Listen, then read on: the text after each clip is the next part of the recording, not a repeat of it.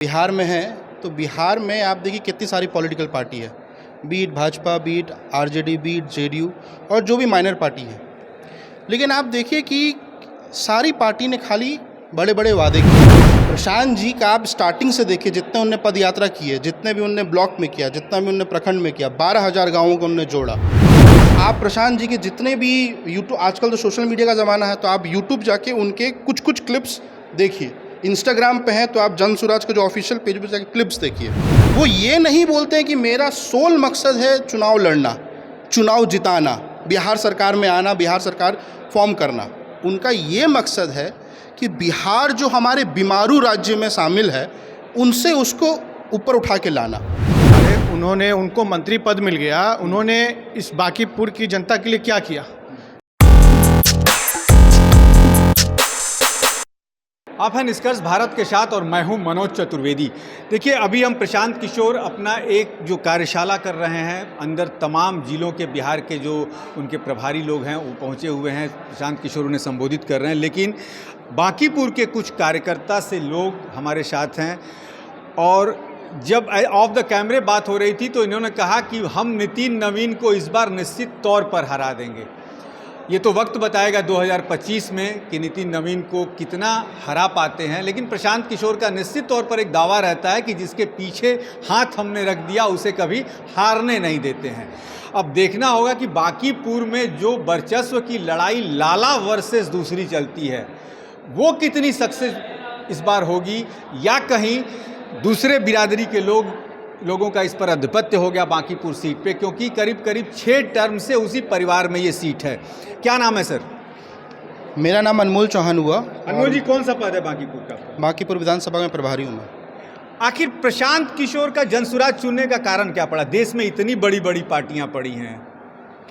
देखिए, अगर आप बिहार में हैं तो बिहार में आप देखिए कितनी सारी पॉलिटिकल पार्टी है, beat Bhajpa, beat RJD, beat JDU और जो भी माइनर पार्टी है। लेकिन आप देखिए कि सारी पार्टी ने खाली बड़े बड़े वादे किए, चाहे वो सूबे के मुख्यमंत्री हों, चाहे वो हमारे तेजस्वी जी हों, उनने भी खाली बड़े बड़े वादे किए। लेकिन क्या उन वादों पे उनने खड़े हुए? मोदी जी जब यहाँ पे आते हैं चुनाव प्रचार करने, वो बोलते हैं 2 करोड़ का रोजगार देंगे, पैकेज देंगे, ये देंगे, स्पेशल राज्य का दर्जा देंगे। कहाँ है? मैंने प्रशांत पे सवाल पूछा है। प्रशांत को ज्वाइन करने का आपके दिमाग में कैसे ख्याल? आप ही को मैं बोल रहा हूँ ना। प्रशांत जी का आप स्टार्टिंग से देखिए, जितने उनने पद यात्रा की है, जितने भी उनने ब्लॉक में किया, जितना भी उनने प्रखंड में किया, 12,000 गाँवों को उनने जोड़ा। तो किस नेता ने ये पद यात्रा निकाली? और उनका पद यात्रा करने का कारण क्या था?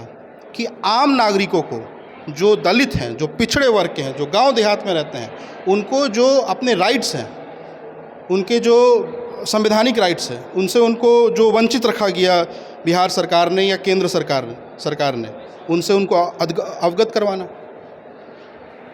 कहा जाता है कि गांधी ने भी जब चंपारण से यात्रा शुरू की थी तो देश आज़ाद करा दिया था। क्या आप मानते हैं कि प्रशांत की इस यात्रा जो है वो बिहार को भूखमरी, बेरोजगारी, भ्रष्टाचार से मुक्त करा पाएगी? बड़ा अच्छा सवाल किया आपने।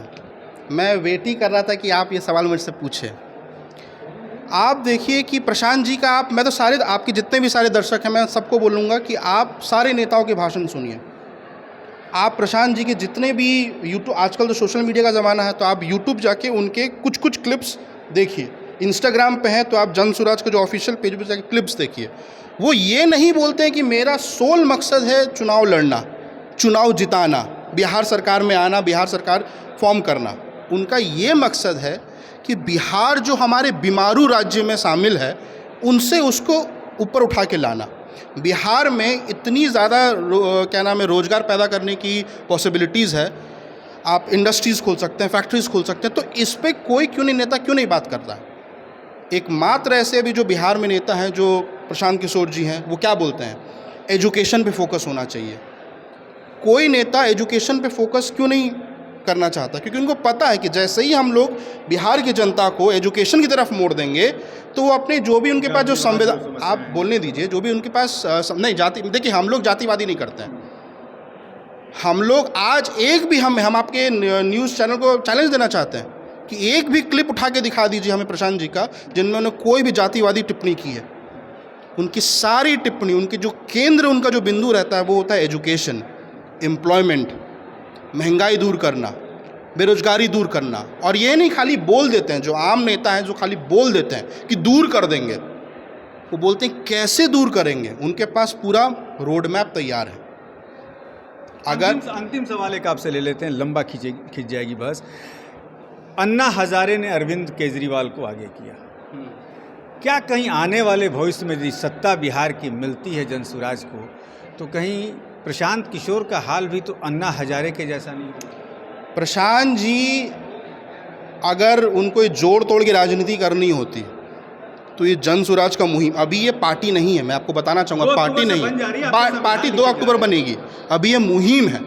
अगर उनको यही सब जोड़ तोड़ की राजनीति करनी तो ये मुहिम नहीं चलाते, वो सीधे ही। सर जी तब आप सवालों को घुमा रहे हैं। हमने आपसे पूछा है कि अन्ना हजारे ने अरविंद केजरीवाल को आगे किया, अन्ना हजारे की बात सुनकर दिल्ली उनके साथ हो गई, दिल्ली पर उन्होंने कब्जा किया। आज अन्ना हजारे देख लीजिए कहाँ हैं और अरविंद केजरीवाल देख लीजिए कि किन किन करतूतों में। तो मैंने यही सवाल आपसे किया कि कहीं मैं इसको एक ही लाइन में सिमटना चाहूँगा।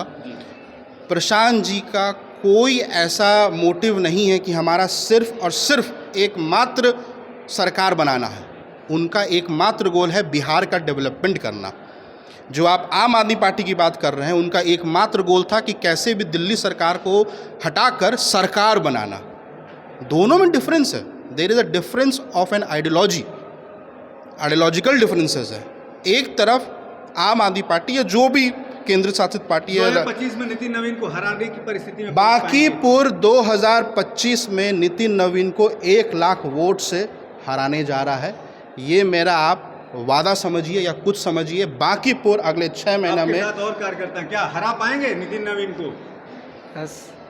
क्या देखिए उमर है जी, बिल्कुल हरा पाएंगे, हरा पाएंगे, एकदम बिल्कुल हरा पाएंगे, नितिन नवीन को एकदम हरा पाएंगे, बिस्तर समेट देना उनका एकदम।